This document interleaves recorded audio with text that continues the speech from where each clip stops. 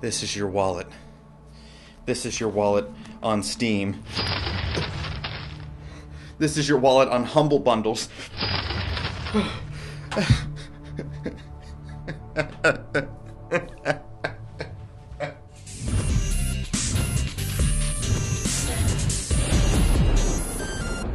Hey guys, Anthony here, and welcome to Culture Shock. But Anthony, I thought Culture Shock was with you and John, and Quick Shocks were just you. Technically, yes. I might have made a bit of a mistake. Today we were going to record an episode, me and John, and I thought we already had one recorded, so I told him forget about it, and he made other plans to go do stuff and he's busy. And then I checked my computer, and I didn't have the files I thought I did to make that episode. So he's not here, and you're stuck with me today. I'm sorry half of you have to leave this video right now, but the other half that stay, we're going to talk about Steam games, or I'm going to. And so this side of the screen is a little, less empty. I have a special guest for you.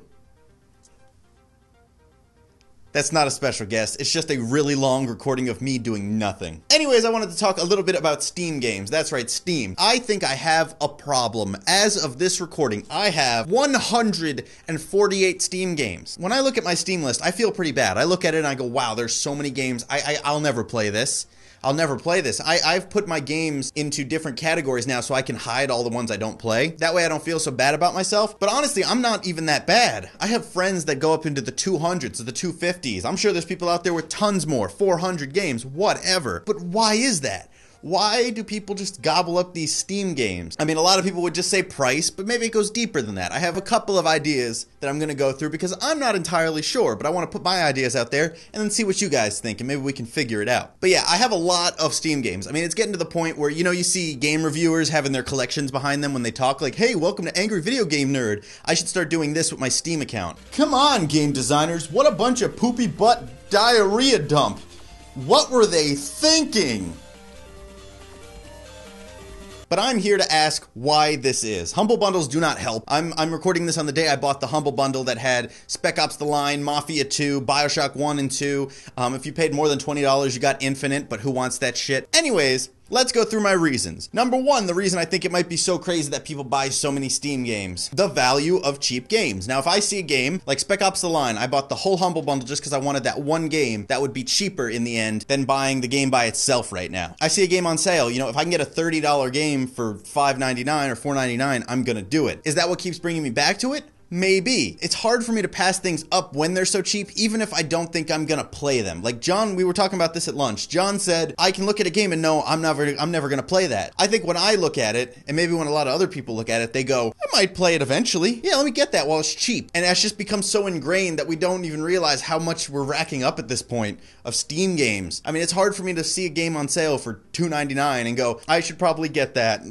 even if I'm never gonna play it, I think I will, and I don't. Yeah, it's that maybe one day mentality and the fact that it's such a deal, you can't pass it up, so you buy those. Number two, Goodwill. Now, when I say Goodwill, I wouldn't buy these games like Humble Bundle goes through Steam. If Humble Bundle went through Origin, and even if it was the same price, I don't know if I would get that Humble Bundle just because it's going through Origin. Or imagine if Games for Windows Live, oh god, did a Humble Bundle. I wouldn't get that because it's Games for Windows Live. But when Steam is involved with anything, whether it's sales or the Humble Bundle's doing it, I think we all love Valve. Valve is awesome. They have never done any wrong, at least majority. So most people can't look at that and be like, oh, like they look at EA, like EA, that's that big company, fuck them. But you look at Valve and Steam is run by Valve. They are in such good graces with gamers that I'm more willing to buy stuff from there just because I'm in a happy mood when I use Steam. I'm in a happy mood when I'm on anything Valve related because they respect gamers and I feel good about it and buying stuff on there. So maybe that's part of it. Maybe because I have goodwill for the people that I'm buying it from, I'm more willing to get the thing right away rather than think about it. Another reason I think, and this only relates to the PC I've noticed. On PC, and at least this is the way me and my friends play multiplayer, we jump around, like we get on for a night and we jump from game to game to game and play maybe for 30 minutes, an hour. Play some of Team Fortress, play some of Killing Floor, play play some of War Thunder, play some of this, play some of that. We have so many games on Steam at this point that we don't just stick to one game. Like, I've noticed on consoles, like all the guys here, they play Battlefield all the time, but that's all they play for a night. They'll get on for hours and hours and just play Battlefield. Where in my mind, in my mentality, I'm like, all right, what do you want to play next? What do you want to play next? Let's jump on that. Let's jump on this. Maybe that's why having Steam games in such an abundance adds up, because you play these little multiplayer games with your friends and you want to have the newest one. As I said, this might be a big collection of reasons that ultimately adds up to being why we buy all these games that we're never going to play. I mean, there's statistics of most games on Steam have never been played that people buy. And I bet you if I added up the total amount of game hours that my Steam library has available of gameplay, I'd be dead before I got to the end. I will probably die before I beat all the games in my Steam library. And that's ridiculous. Do I pass them on to my children?